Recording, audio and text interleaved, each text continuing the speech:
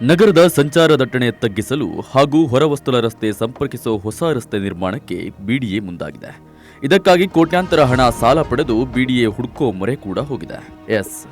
Silicon city traffic ಸಮಸ್ಯೆ ಈಗ ವಿಶ್ವಮಟ್ಟದಲ್ಲಿ ಚರ್ಚೆ ಆಗ್ತಿದೆ. ದಿನನಿತ್ಯ ಗಾರ್ಡನ್ ಸಿಟಿ ಐಟಿ-ಬಿಟಿ ಹಬ್ ಆಗಿ ದೊಡ್ಡ ಮಟ್ಟದಲ್ಲಿ ಬೆಳೆಯುತ್ತಿದೆ. ಇತ್ತ ದೇಶ ಹಾಗೂ ವಿದೇಶಗಳ ಉದ್ಯಮಿಗಳು ರಾಜಧಾನಿ ಬೆಂಗಳೂರಲ್ಲಿ ತಮ್ಮ ಉದ್ಯಮ ವಿಸ್ತರಿಸಲು ತುದಿಗಾಲಲ್ಲಿ ನಿಂತಿದ್ದಾರೆ. ಆದರೆ ಕೆಲ ಉದ್ಯಮಿಗಳು ಬೆಂಗಳೂರಿನ ಟ್ರಾಫಿಕ್ ನೋಡಿ ಸಾಕಪ್ಪ ಸಾಕು ಬೆಂಗಳೂರಿನ ಟ್ರಾಫಿಕ್ ಅಂತ ಬೇರೆ ರಾಜ್ಯಗಳ ಮುಖ ಮಾಡಿದ್ದಾರೆ.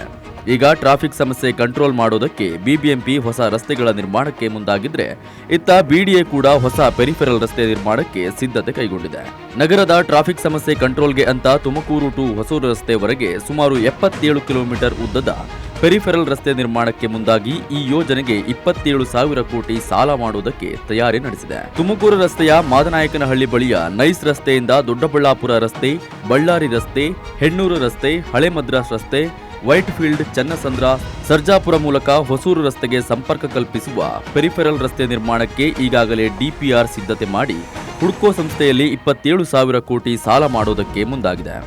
ಇನ್ನು ಈ ಪೆರಿಫೆರಲ್ ರಸ್ತೆ 100 ಅಡಿ ಅಗಲದ 6 ಪಥ ರಸ್ತೆಯಾಗಿದ್ದು 3 ವರ್ಷದಲ್ಲಿ ಕಾಮಗಾರಿ ಪೂರ್ಣಗೊಳಿಸುವ ಭರವಸೆ ನೀಡಿದೆ. ಆದರೆ ಈಗಾಗಲೇ ಸಾಲದ ಸುಳಿಯಲ್ಲಿ ಸಿಲುಕಿರುವ ಬಿಡಿಎ ಮತ್ತೆ ಸಾಲ ಮಾಡಿ ಪೆರಿಫೆರಲ್ ರಸ್ತೆ ನಿರ್ಮಾಣಕ್ಕೆ ಕೈ ಹಾಕಿರುವುದು ಎಲ್ಲೋ ಒಂದು ಕಡೆ ಸಾರ್ವಜನಿಕರಲ್ಲಿ ಅನುಮಾನ ಶುರುವಾಗಿದೆ. ಒಟ್ನಲ್ಲಿ ಪೆರಿಫೆರಲ್ ರಸ್ತೆ ನಿರ್ಮಾಣ ಹೆಸರಿನಲ್ಲಿ ಕೋಟ್ಯಾಂತರ ಹಣ ಸಾಲ ಮಾಡಿ ರಸ್ತೆ ನಿರ್ಮಾಣಕ್ಕೆ ಮುಂದಾಗಿರೋದ್ರಿಂದ ಸಾಲನಾದ್ರೂ ಮಾಡಿ ತುಪ್ಪ ತಿನ್ನೋ ಅನ್ನೋ ಗಾದೆ ಸತ್ಯವಾಗಿದೆ.